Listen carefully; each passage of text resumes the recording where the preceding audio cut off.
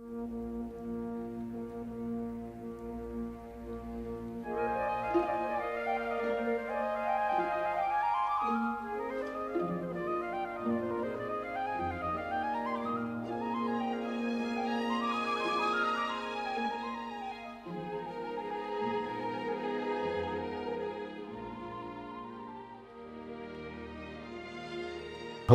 this is Igor Skardov. I'm working with the Martinez Historical Society Oral History Program, and today we're in the home of Miss Alice Alderette, Miss Alice Estelaneta Estelle Thompson Alderette.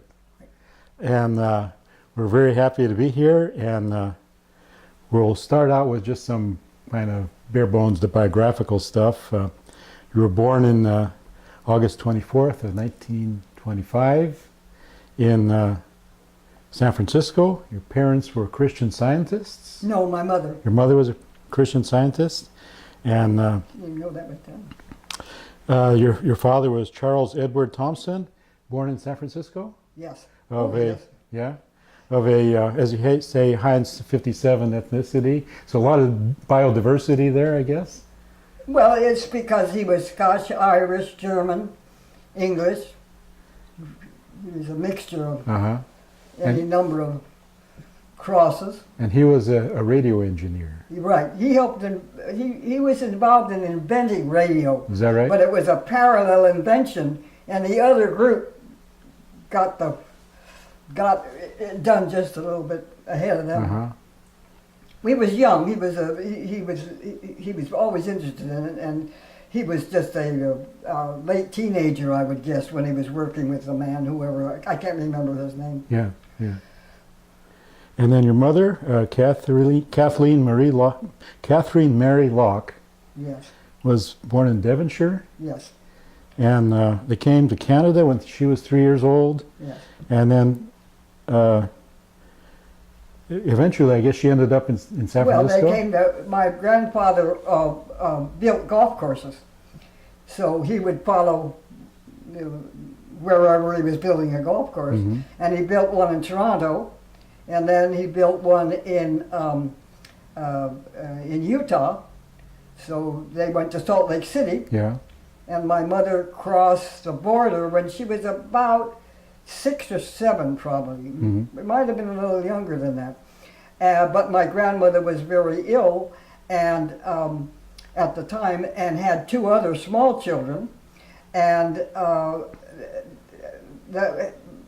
somebody, just one of their employees, helped her get on the train and come. And when my mother found out that she'd been helping at an election board erroneously, because she was not a citizen, because you had to have been married in June of the year she got married, not July, so she ended up not being a citizen, and there was no record of her coming to the United States. So they had to have somebody create her coming to the United States. Is that right? When she found out that she was not when I was in high school, when she found out that she wasn't a... Okay, so that was much later she found this out. Yes, oh yeah, But she didn't find out. When she came with her family to Utah to build that golf course. And then from Utah to Riverside, California, and then from Riverside to the Oakland Hills, and then from Oakland he remodeled the Olympic Club to San Francisco. Yeah. And then he wanted to move on to Japan, and my grandmother said no. She felt, and we know why, because San Francisco was so much like Barnstable, where she had grown up. It's the hills and everything were just like, but she was not going to go to some place she couldn't speak the language. So she stayed in San Francisco. And I was born in that house. My children are the first ones that were born in a hospital. Yeah. Everyone else got born at home. Yeah. So you were born in San Francisco in 25, rather. Yeah. 4 a.m., huh? Early in the morning. 4 a.m., early in the morning, huh? Yes. But you don't like early mornings anymore, I guess. Huh? Don't care anymore now. But in my middle youth, I was a night person. And your parents were married in your grandparents' home? Yes, Yeah. the same house I was born in. Okay, and you had a sister? I have a sister. Yeah. Yeah, 6 years younger. She died last year. Year before last? Year. She was also born in San Francisco? Right? She was also born in San Yes. Francisco? In the house that I was at my grandmother's while my sister was being born, and my mother was down at the house that she and my father bought in San Francisco, near my grandmother's. Wow. Okay. So, and basically, you grew up in the city then. In San Francisco. San Francisco. Right. Yeah, because nobody moved in those days. You had one job, and you stayed at one job, and so you stayed in one place. Yeah. And I went to the local Commodore Sloat Grammar School, and to the Aptis, which was a pretty new middle school, and they had just opened Lincoln High, so it was new. So although all the women in my family had gone to Lowell, and my sister ended up going to Lowell, I wanted to go to the new school, so I went to Lincoln. I guess Lowell is supposed to be like the prestigious school in town, I guess. Lowell kind of is supposed to be the prestigious school in San Francisco typically? No, because there were, Lowell was the school that all the really sharp kids went to. Yeah. And there were schools like Balboa that people who didn't have the wherewithal to think of their children going on to lofty careers were happy that, but there was, we all got educated. Yeah, sure. No, I was just talking about... Not now they don't, but Yeah, well... in my day they did. That was 3 hours and Yeah. you learned everything you needed to learn. Well, you've been involved in education in Martinez a lot since then as well. Yes. Yeah. For a long time. Yeah. Well, let's see. We kind of got you through into high school. Now, where was it in this time that you lived with your aunts? Well, right after I was born, for about a little less than a year, we lived with my great aunts. Yeah. But it was it probably was less than that, because it was driving my mother crazy every time she put me down for a nap. The 2 little old ladies would go sneaking in Yeah. to look at the baby, and the baby would wake up, and then my mother wouldn't. And it was a big house with 14 rooms and 12-foot ceilings, so that when you had to run back upstairs because the baby was crying, it was a long trip up. Yeah, yeah. So, and their intention was always to move around into one of the apartments that 2 ladies owned on Dolores Street between 14th and 15th. Well, you have a couple of pictures of your aunts here. Yes. From 1905. Yeah. Well, no. Is this was just it was not necessarily then, because No? I just put it into those. Okay. So which aunt is this? And Lynetta. And her older sister was Adrene. Adrene? Adrene, yes. This is her? Adrine. Uh-huh. Huh? Not Adrian, but Not Adrene. Okay. Right. And So this is she was the boss. this is the boss aunt, huh? Yeah. And so, tell me about how these aunts ended up settling in that part of San Francisco. Oh, because their mother had ran the stage stop at the Mission Dolores, and they had living quarters there, because that was way out in the boonies at that time. That was way, out just in the open fields, and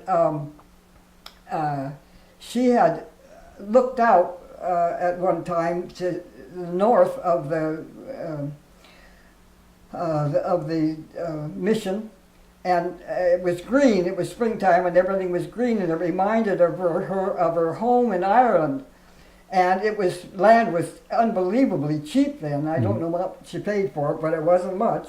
and she bought all the land between the Mission Dolores and where Market Street ended up being. Yeah, yeah. And so that's how that property got involved in the family, and of course they settled it onto a pretty good sized piece of property. So that was your grandmother who acquired that? Great-grandmother. Great-grandmother, yeah. And so... Because the two old ladies were, because my father's mother died when he was just 5 or 6 years old, and the two sisters raised my father as their own, because he was considerably younger than his sister and brother, 12, 14 years, something like that, he became their son, and I've lost it. We were talking about your aunts. Yeah. And at one point, this particular house came into the picture. Oh, well, Yeah. now that house came after that picture that you see of the Dolores Street, that where the This one? Yeah, that one. Okay. The fire burned. So this right, is a right picture of... up to Dolores Street. So this is looking down Dolores. Dolores from Street? From Market Street. Down Dolores, and they were late in because they could move. Their brother owned houses over on that side because their mother had left him the smaller of the two properties, and the two girls the houses on this side, and they had been burned out, but they just moved over to one of his apartments. They were burned out by there the... for 2 years. Burned out by the 1906 earthquake fire? Right, yes. Yeah. This is where the earthquake was long over, but the fire burned up right to Dolores Street. And so the man across the street, who was a horseshoer, a farrier, and he went over from Market and Dolores, he went over into the Haight-Ashbury and bought this house. Okay.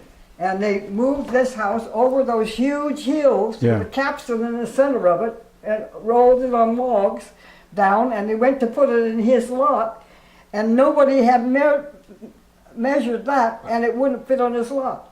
So the two old ladies bought it for $800, turned it around, and had it put on their property because they had endless property to put it on.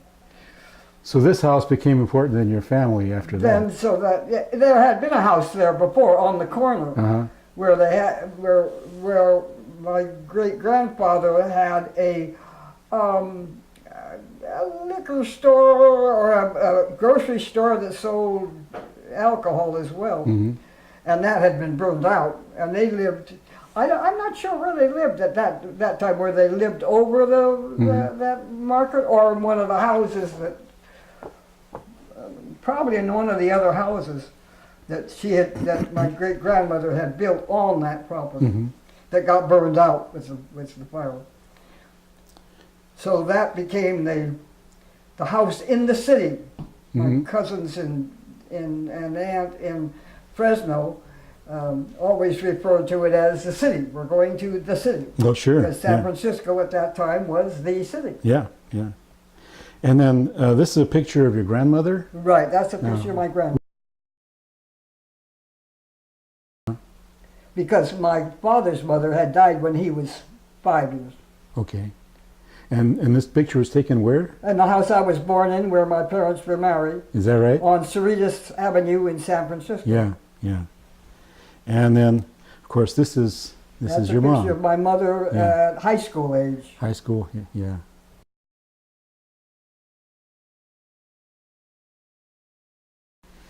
Yeah, I can see that. And then this is you. And that's just a picture I found of when going through the photographs of me when I was little. Yeah, yeah.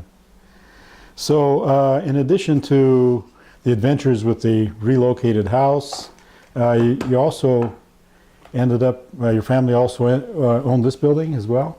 That was the Ford garage, a 3-story garage it was on half a block, and there's a 3-story garage behind the showroom. But ever since it was built, it had been a Ford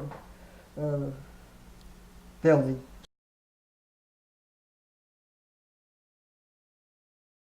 So your family owned the building and the four Yeah, well, they were just tenants. tenants There there. was Yeah. more than one. Cristellas went out, and the government commandeered the building, and there was no sale for cars during World War II anyway. Mhm. So we didn't have a tenant. So they paid us $700 a month for the 3 stories of a garage behind, and that big office building in the front. All during. So that was used by the military during World War II. That It building. was an army Uh-huh. post office. Army Post Office. That's what it Yeah, was for. Okay, but this other building, that was not the transplanted house from Haight-Ashbury. Never was. What? The transplanted house from Haight-Ashbury. Oh, yes, they commandeered that too, Yeah. and turned it into 7 apartments. Mm-hmm. For Because my milk? uncle was the only one living in it. Uh-huh. And it was a 14-room upstairs and 10 rooms downstairs. So, So it was military housing? no, No? just rented out. Oh. Because it was a tremendous influx of workers coming to the West Coast and coming to San Francisco to work in the war effort, Mm-hmm. and they were scrounging to find any kind of accommodations for them. Mm-hmm. The house we ended up buying in Point Richmond, where my daughter lives today, had made an apartment in the basement that they rented out during World War II. Okay, so we kind of worked our way through, kind of gone through high school now a little bit. Say that again? We've kind of moved chronologically through high school now. You've gone to Yes. Lowell, not Lowell, you went to Lincoln High. You right? I went to Lincoln High. Lincoln High. Yeah, yes. right. Yeah. And then after Lincoln High, Well, I graduated because I was to graduate in June, and the Japanese attacked Pearl Harbor in December, the previous December, so that I ended up being in Redlands High for a couple of months before I graduated. mhm. And then when I came back, I went to work for Pepsi-Cola Center down on Market Street. That's where I met the code talker. Didn't know it at the time. Okay, didn't- before we get into that story, tell us about the Pepsi-Cola Center. The what? What was the Pepsi-Cola Center? Oh, it was a 3 or 4 story building on the corner of Market and Powell that was for the servicemen and women to come to where they could shower and lounge for them. They could get a haircut there. They could get on the first floor was a restaurant situation where they could get hot dogs or hamburgers and Pepsi-Cola free. Mm-hmm. They also could have a record made and sent by Pepsi-Cola Company back to their home, whoever they wanted to send the record to. Mm-hmm. So what was your job there? Oh, I made records. You did the records? Yeah, I did the records. Would you, And incidentally, infected the whole Bay Area with mumps, because I got mumps, and here I was handing a And the microphone back and forth? forth. And after I came back, all these sales, a lot of soldiers and sailors came on a regular basis to send the record home. It was a whole lot easier than writing a letter. Mhm. And they'd come in and they'd say, well, did you miss me? Because they've been where they were with the mumps. Yeah. Yeah. So how long did you do that? Oh, I don't remember in time, maybe a year and a half or so. And then I went to work for, I had other various part-time jobs, and then I went full-time to work for Podesta and Baldacci, the florist on Grant Avenue. Yeah. And while you were still doing the recordings, did you actually hear the stories or the records that were made? Well, there were so many stories by so many servicemen that I didn't listen to the stories because I had some regulars that came in and I was kind of interested in what they were up to. Yeah. But the rest of them, that was 8 hours of little records by servicemen that I didn't know, and they were only going to be there that night and leaving the next morning. Yeah. And so the only one, can I tell the code talker one now? Go right ahead. Well, this came as a real surprise to me about 2 years ago. I mean, like 80 years later or 75 years later, I realized that there was the recordings could not be made in a foreign language, which upset a lot of first generation Americans. But they also understood that they couldn't have a foreign language or that nobody knew what was going on. And in came a big soldier in a regular army outfit, which was kind of unusual because we were pretty much a Navy town, and so there weren't that many armies. And this was a big bruiser of a guy, and he was making a record, and all of us, and somebody was talking to me about something else, and I turned back, and here he was talking in a foreign language. So I had to explain to him, and he was not very happy about it. He said his girlfriend could only understand Indian, that she was a Navajo and she didn't speak English. And it wasn't until just 4 or 5 years ago when the Navajo code talkers came out in the news that I realized that that's who that was. Yeah. That was one of the code talkers that was trying to send a record back to his Navajo girlfriend. So these guys were used by the military to convey messages that the Japanese couldn't intercept and interpret because they couldn't decode them because they didn't know how to speak Navajo. Right. Oh, yes. And so this was one of those guys. It was a crafty, it was a very telling. I think there was a movie made about those guys. Oh yes, Yeah. oh yes. Yeah. Yes, in fact, there are a few of them that were still alive here when it came out in the news because they were being honored. And it had been like radar was a secret in our family because there was no radar before World War II. And my father told us that we were never to ever use the word radar and never ever to speak about what he did. So your father was involved in applying radar? In radar, yeah. He understood not aerials, what's the other word? Antennas? Antennas? Antennas. He understood antennas, and evidently radar is mostly the antenna setting. And he ended up volunteering the next morning after the Japanese hit, and he was too old for the service, but he was a civilian attached to the military and went down to Los Angeles and was responsible for the radar on the Channel Islands, which made an interesting life for his children because we got to be in Catalina when no one else was. So you all went together to Los Angeles? Well, we lived in Los Angeles in a hotel before we ended up when he got assigned to San Bernardino, and they sent out engineers from the East Coast because the war lasted long enough for them to really get the radar act together, and they he got assigned to San Bernardino and away from the Channel Islands, and we lived in Redlands in a motel for the time. How long was that? In Redlands? Yeah. Oh, maybe 2 months, 3 months. Oh, okay. Because just long enough for me to graduate from high school. Oh, I see. This all ties together then with you getting out of high school. Yeah. All this was going on while you were finishing high school. Yeah. Okay, and then you finished high school, and then you worked these various places, including at the Pepsi Center. My war effort was to be the coffee server at the Wave Barracks in what is the City College now. In San Francisco? Because it was built, but it wasn't occupied, and so the government took it over and made a Wave Barracks out of it. Waves being the women Navy personnel? Yeah.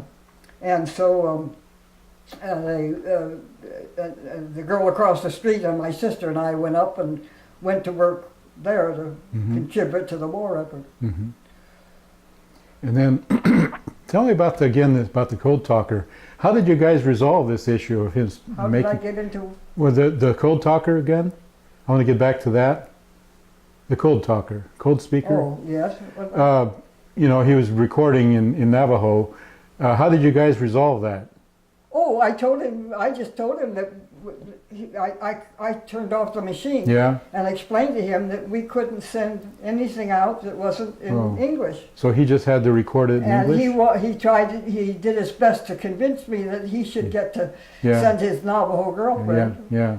But no, we couldn't do it. Yeah. There were rules that we had to go by, and that was one of them. Okay. So then it was after that how do we move from there to the polo grounds and dressage and all that sort of thing? Because during the war I was still interested in horses and riding, and I was involved in the St. Francis stable on 7th and Fulton, just right half a block from Golden Gate Park. And and the polo crowd hung out there, and the riding crowd hung out there, and so that's how I got involved in polo. So you rode, what's it called? Dressage. Dressage. Yeah, I was taking dressage lessons, and that stopped when my husband got involved, because he rode an English saddle, but he didn't like English riding. He liked polo. Okay, help us through this dressage experience. What's that like? Well, I was such a beginner that there wasn't anything but just learning to ride in the manner that could let you become a dressage rider. But I never got to that level, because you had to be pretty adept, and you had to have your own horse pretty much. And that was not a time when my parents were likely to buy me a horse. So all I could do is just learn the rudiments. And so while you were doing that, is that when you met Mac? yes. Yeah. Right. And then our group hung out at the polo fields during the weekend or Sundays anyway. So the dressage people hung out with the polo people? Well, I was the only one taking dressage lessons. There were other people taking that had horses that kept their horses at the St. Francis stable, and were not involved in polo. But the owner of the stable was a big polo player. So that brought the polo crowd to his boarding stable, where most everybody had their own horses. So how did Mac get engaged in this polo stuff? How he got involved in polo? Yeah. His father broke his neck. Whoa. And That's pretty needed a hobby, and he was an athlete, and he needed a hobby that kept his neck moving. And he thought polo would be great. And so he bought a bunch of polo horses and had a stable in the El Cerrito Hills, where he kept the horses and also rental horses. So Mac was involved in the early days of sandlot polo. And then that progressed as he got better to being he and his family were in the newspaper every Monday morning. Yeah. Because the newspaper was very hot for the polo stuff on the. Well, tell us a little bit about Mac's background. You what? Tell us a little bit about Mac's background. Oh, let's see. He was born in Pennsylvania because his father was there going to school. And then his father got to Cal, got an invitation to Cal because he was an athlete. And Mac grew up in Berkeley, in the Berkeley schools, and was athletically inclined. And then then war came along, and he went to the shipyards and was building the Liberty ships. In Richmond? Yes, I guess so. Yeah. And he was the only worker who was allowed to come hand over hand off the top decks of the ships, because he could run up a 10-foot wall and grasp the top of it. Yeah. He just was, well, he took, when he was in the Army, he took something like 27 seconds off the, what do you call it when they, Is it obstacle course? obstacle course, Yeah, exactly. When he took 27 seconds off the That's a obstacle lot, course, which yeah. was really very unusual. Yeah. Mac did that. Yes. Wow. Yeah, he was a fantastic athlete, Yeah. and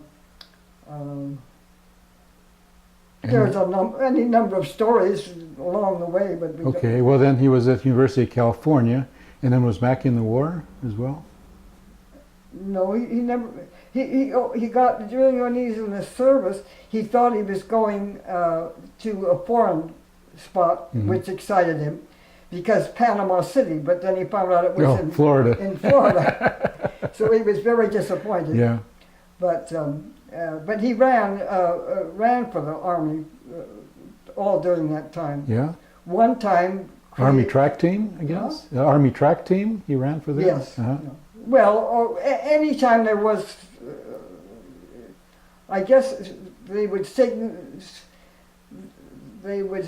out people who were really good at something, and when they were in an area where they were having games, they would get the best ones to represent the Navy. But he one time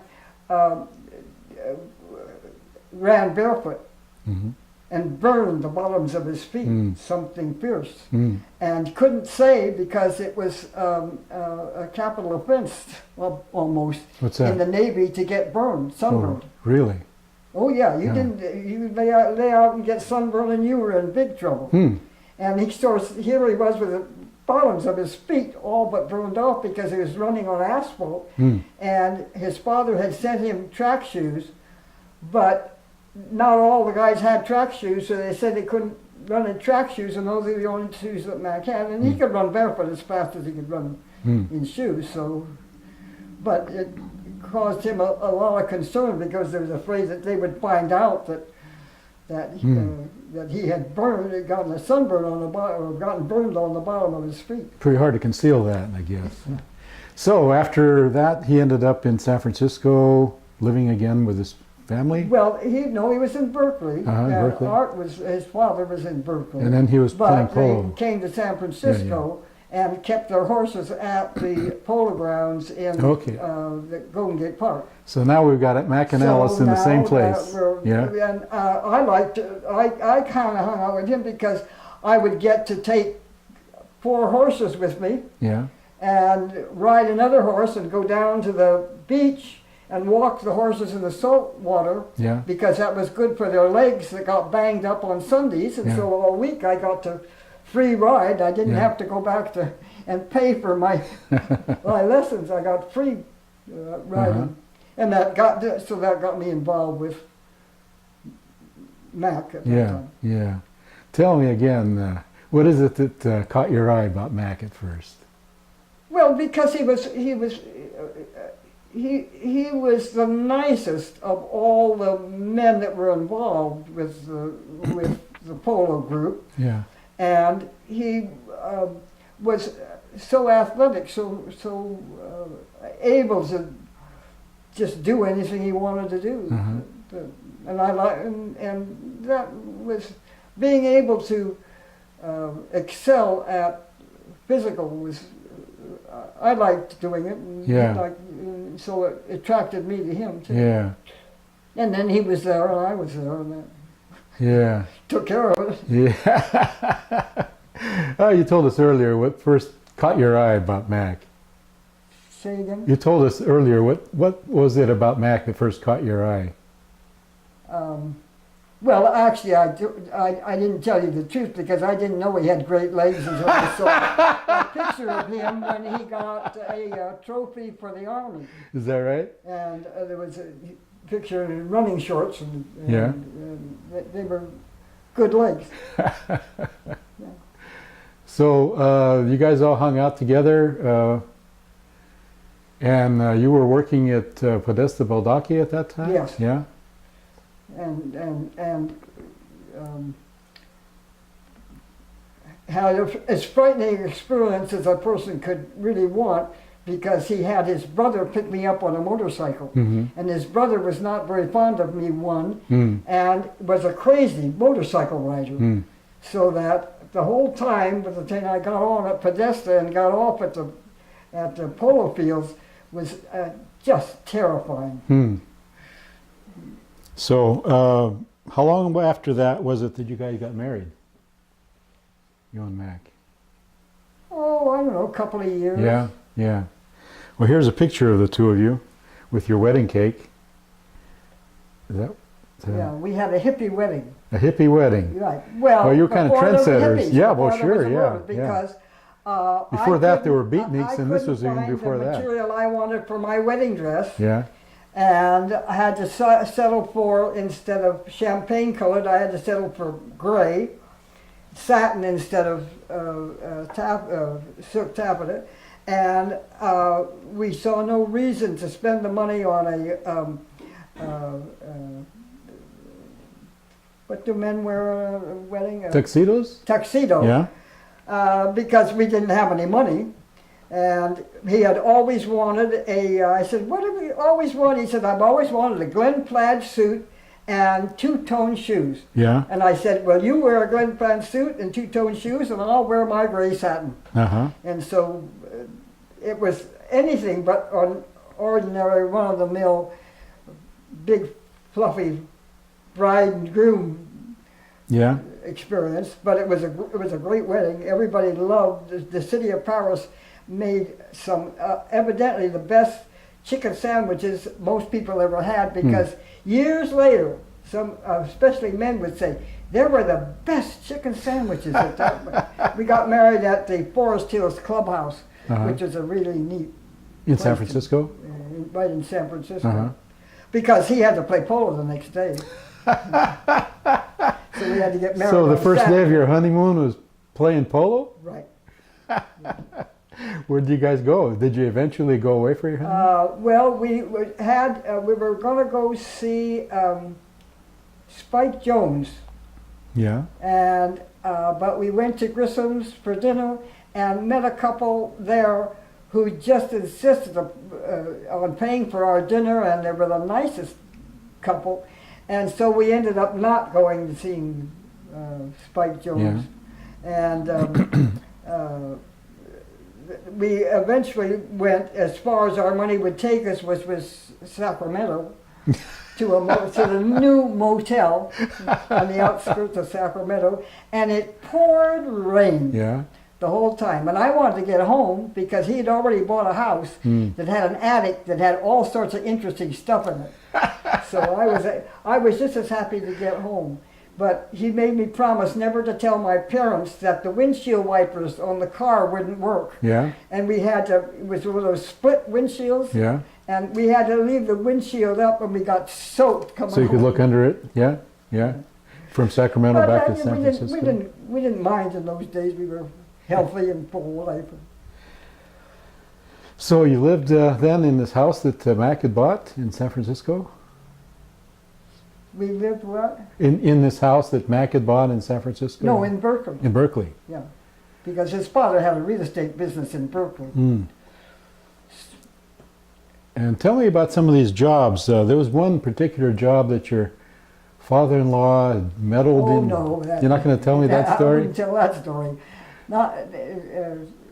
I'll wait and put that in my book of memories. Well, I understand you're planning to write a book about how to be a volunteer. Or How the care and feeding of volunteers, Yeah. because people seem to have a great deal of difficulty finding chair people for volunteers. And that's the easy part. That's the and the best and the easiest. And most groups don't treat volunteers the way they need to be treated to become dyed-in-the-wool, always there, anytime you call them up, volunteers. And it's very simple to do, and I understand from a publisher that my daughter is involved with at the moment that I wouldn't even have to send if I wrote something sensible, that I wouldn't have to send it out to an editor. I could self-publish it and sell a million. Cool. So yeah. I think you should do that. As soon as I, in fact, right there on the table is names of chapters, because my daughter says you have to do this the right way, Mother, and I make up all the chapters. So that's what I'm doing currently is the chapters of how to feed and care for volunteers. Well, you've had a lot of experience with that. We'll get to that in a little bit. So, after living in Berkeley, I guess that's where your kids were born? Right, yeah? Yes. Now, well, they were born in San Francisco. They were in San Francisco, but because I was not going to have them say Oakland when they asked where asked where they were born, and Kaiser's Hospital was in Oakland, so I opted to go to San Francisco. Yeah.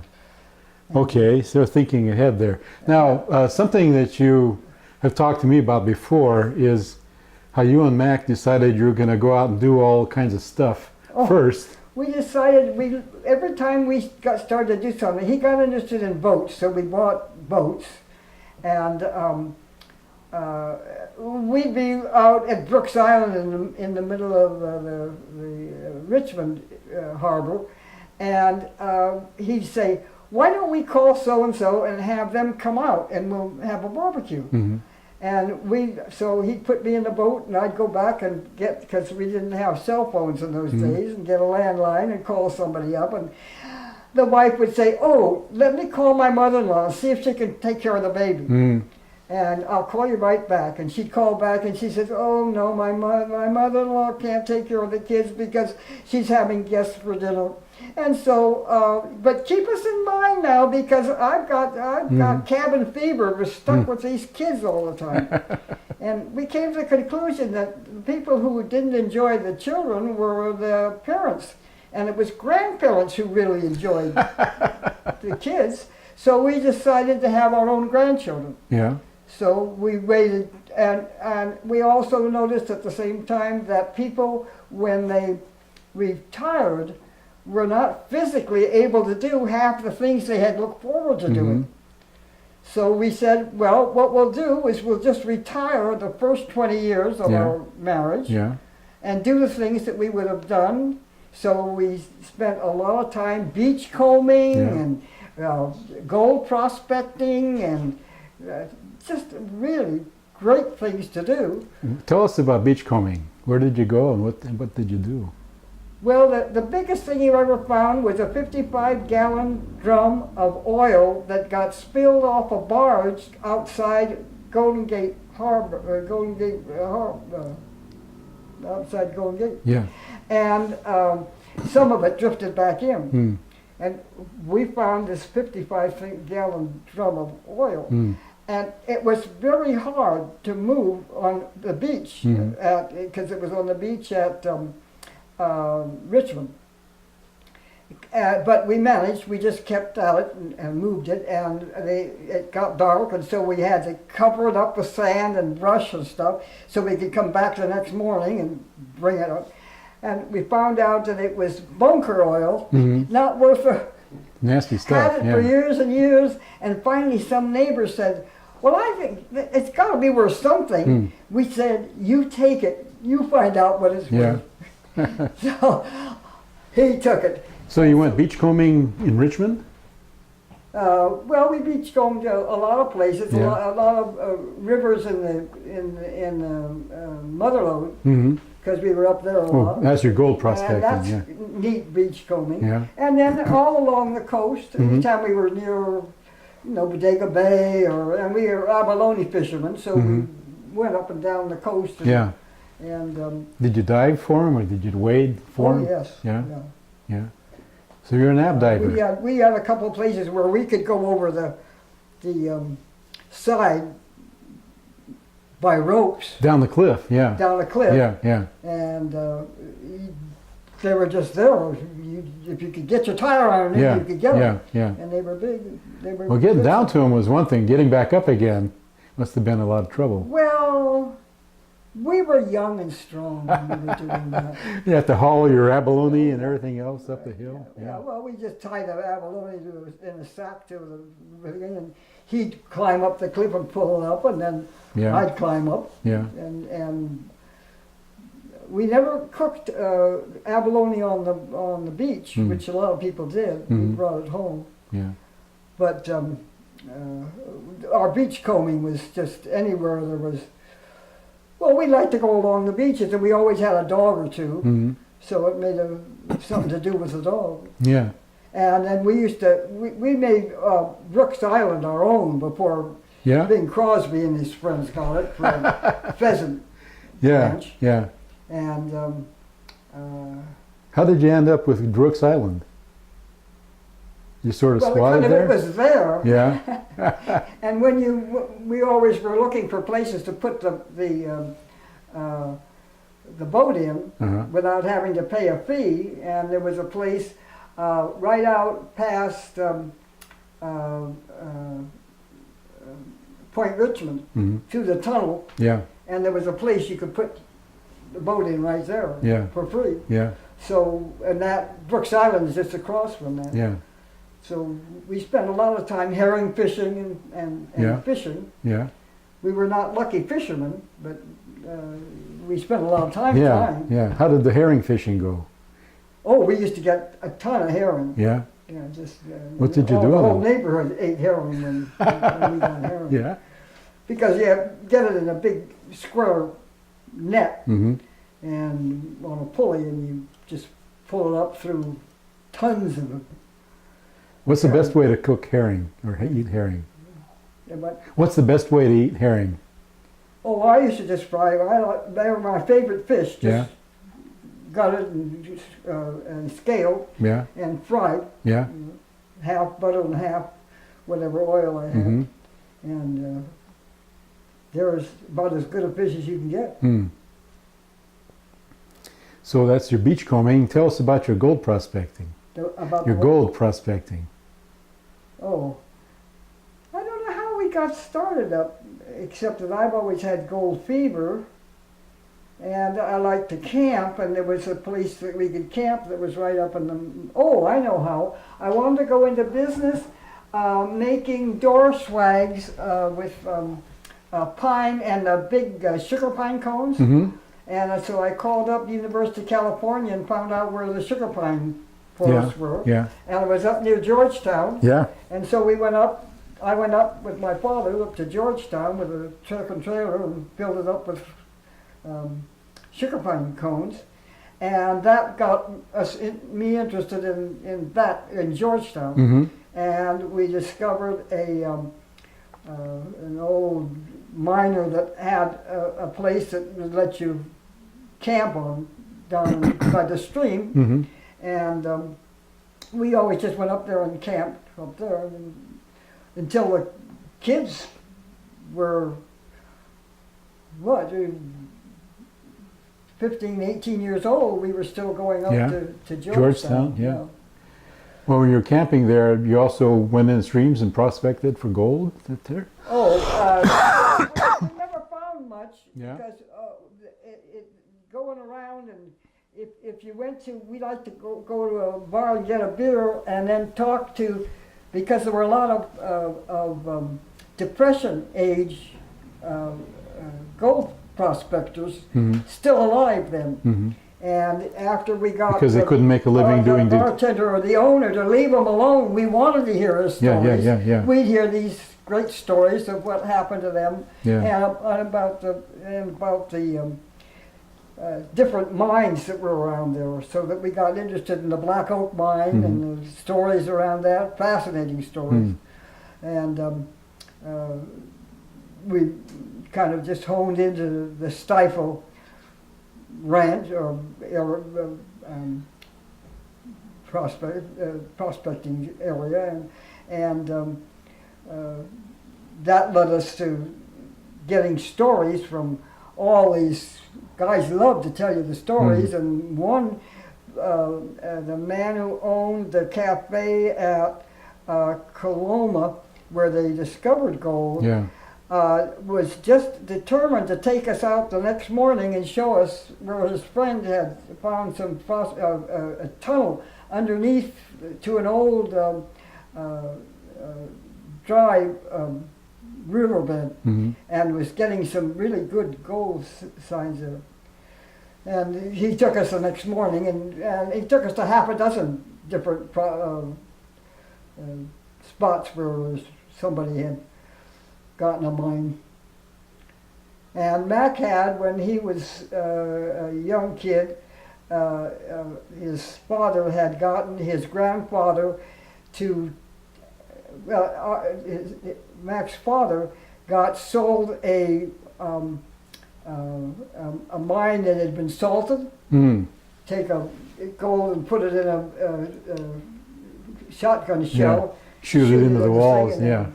And the last chance mine down in Hornitos. So we went down, but I never liked the southern end, because that was where if you got gold, you got a big bunch of it.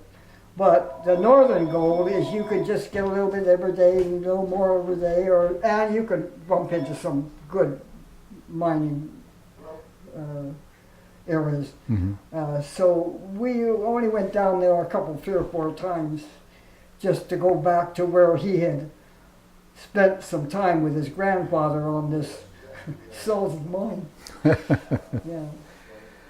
Okay, so you did beachcombing, you did gold prospecting. At the same time, you had kids at the same time as well. Part of that time. No, we abandoned that. That was the 20 years that we were retired. I see. And then when we had the kids, then we were being parents. And we just fought over the kids all the time. Yeah. He wanted them with him, I wanted them with me. In fact, one of them is his and one of them is mine, because I was going to go to the doctor's for my first call back after my daughter, the older of the 2 children, was born. And he said I had to cancel my appointment because he couldn't go with me. And I said, well, I can go alone. And I had put on a pair of shoes that had little low Cuban heels, because I'd been in flats and in maternity clothes for a long time. And so and he said, you're not going to wear high heels? And I said, yes, I am. And he said, well, you got to cancel it. And I said, no, I can take the baby myself and drive over to San Francisco and have my doctor's appointment. He said, if you're going to act like that, you better have a kid for yourself, because that one's mine. So she was his, and when she bounced the check, he, with the toast crumb still in his mouth, would run down and pay for her for a bounced check when she got to college. So when I had Ian, and Ian was mine and Ian's was his. But we enjoyed our early parenting years. Were just about as enjoyable as you could find. We did have the best time with our kids, and never had any cabin fever. Yeah. Never felt constricted. Yeah. So it worked out until 20 years later, and then you're too old for your children. So. Yeah. But I'm not sure that I wouldn't opt for it again. Yeah. Yeah. But that's when when my daughter got to be school age, that's when we needed to get some other school situation, because we were still living in Lower Berkeley, and the schools there were abominable. And Berkeley's answer to that was, take half of the kids from the flat, send them up in the hills. Take half the kids from the hills, send them down in the flat. We knew that would not work. That was just the worst thing you could possibly do. Because those kids from our neighborhood were used to a lot of money and a lot of freedom.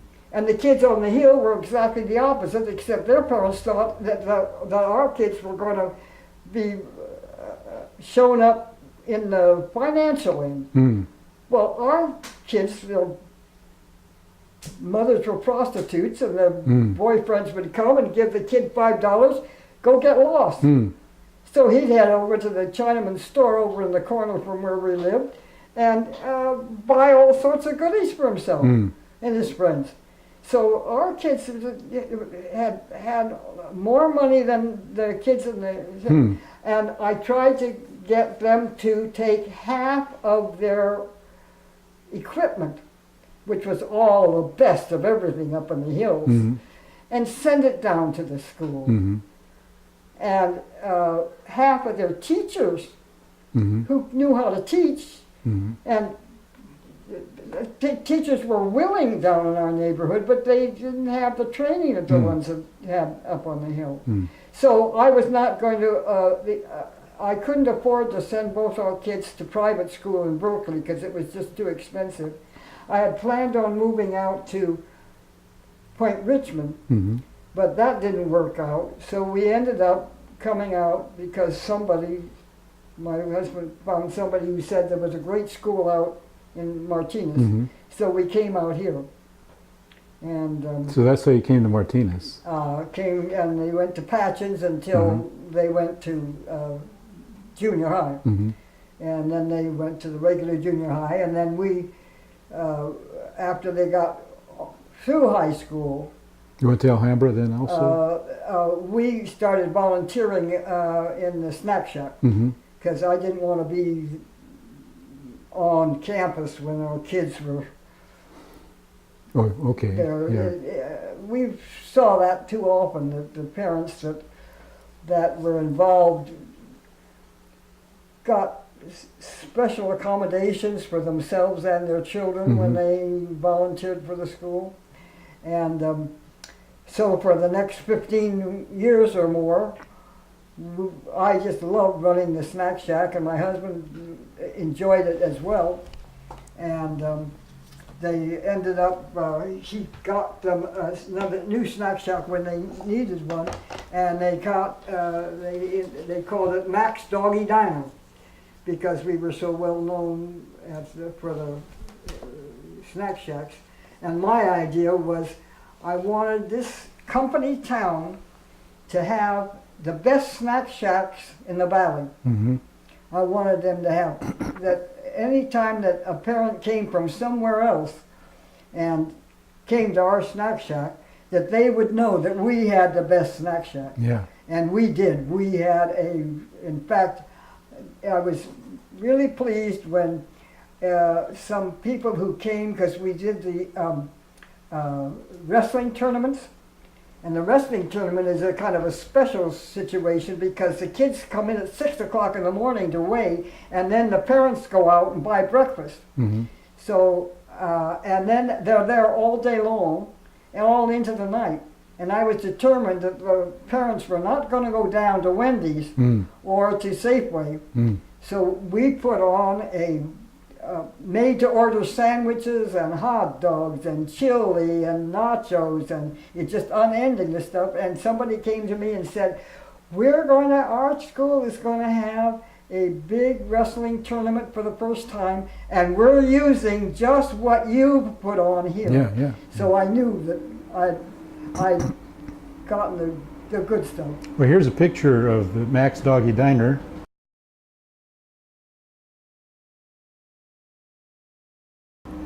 With Mac. Mac's Doggy Diner, yeah. There's Mac. And he wore yellow jackets. Is that you with a yellow my jacket in there? And then here's another shot. And that was in the gymnasium before they tore the old gymnasium down. You and Mac, the coffee, the snacks and the stuff, yeah. Basketball games. And you waited till after your kids were through school Yes. to do this. Tell me again why you chose the timing that way? What? Why did you choose to do it that way? I wasn't real clear exactly. Well, I didn't want to be running the snack shack while my kid was running the 100-yard dash. I wanted to be out watching and Yeah. And my husband retired so he could watch his football. Uh-huh. So I wanted to be sitting in the stands. I didn't want to be stuck behind the Yeah. stove. Yeah. So, So after and kids. there was a group running it that were doing very well. Uh-huh. The boosters group that had it, Yeah. the old, before we did. But then when we started a new one, and we also did anything we could, whereas sometimes those volunteers did as little as possible. And we wanted to do the wrestling and the relays. On the Martinez relays, there were yeah. like 4,000 visitors, Yeah. and I made 160 bag lunches, Mm-hmm. which were not in a bag. We just supplied a bag, but then we supplied any number of kinds of sandwiches that they could go along and pick out, Mm-hmm. and fruit and cookies, and got compliments from all the coaches that said, "You guys put on the best lunch." Mm-hmm. And that made it all worthwhile. Yeah. Yeah. Well, that got you engaged in the kind of the civic aspects we of were just in Martinez. school. It was about that time that we got interested in. All along, we were involved in this with the school board Mhm. because we were concerned about how education was going, and that led us to be involved in things, campaigns. Mm-hmm. And once you volunteer for a couple of campaigns, your name is on everybody's list, Yeah. which we love. We Yeah. like doing that, and we also met the same people and enjoyed their company with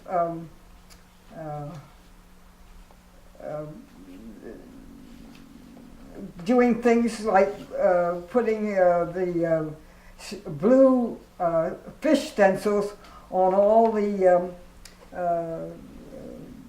Yeah, here's a picture of what are that. these called? All The storm drains. the storm drains. Yeah. So that people wouldn't pour oil down and kill the fish. Yeah. Yeah. And that got us involved in any number of things, and got us.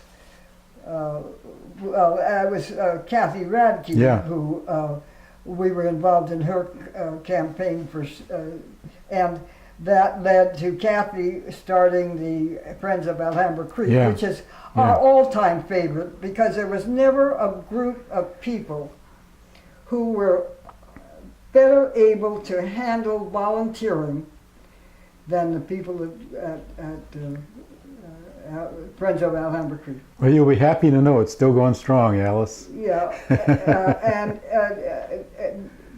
there was never any doubt that we would do everything that was there to do, and that we would all do what we said we would do, so that it was a simple matter to show up at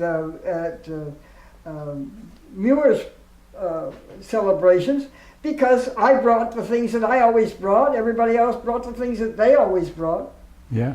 And in the meantime, we cleaned up the creek. Mm-hmm. Although my very favorite story is in cleaning up the creek, we all got assigned to a different spot. Mm-hmm. And I got a bridge down by a gas station on the street up from Ferry Street there? Green Street. Green and Ferry, yeah. Green. And a father came with 3 or 4 of his kids and crawled down and the side, and the kids, they were little tots, picked up everything, and the little kids had on the gloves that we were issued, and he climbed back up and he said, "Well, I guess that's about it." And as he walked across the bridge, he got all the kids' gloves and pulled his off and threw them in the creek. Oh, well. And here this guy had brought the gun and about bringing the kids down there and helping them down and everything, and then Turned off that little switch. yeah. Well, and then the thing that I liked the best is the thing that I didn't get all that involved in because I was getting too old, was the Bergman and the part of the creek that goes right by the adult school. The adult school. Oh, yeah, yeah. Yeah, Yeah. and that, which eventually evolved into the oral history. Mm-hmm. You know.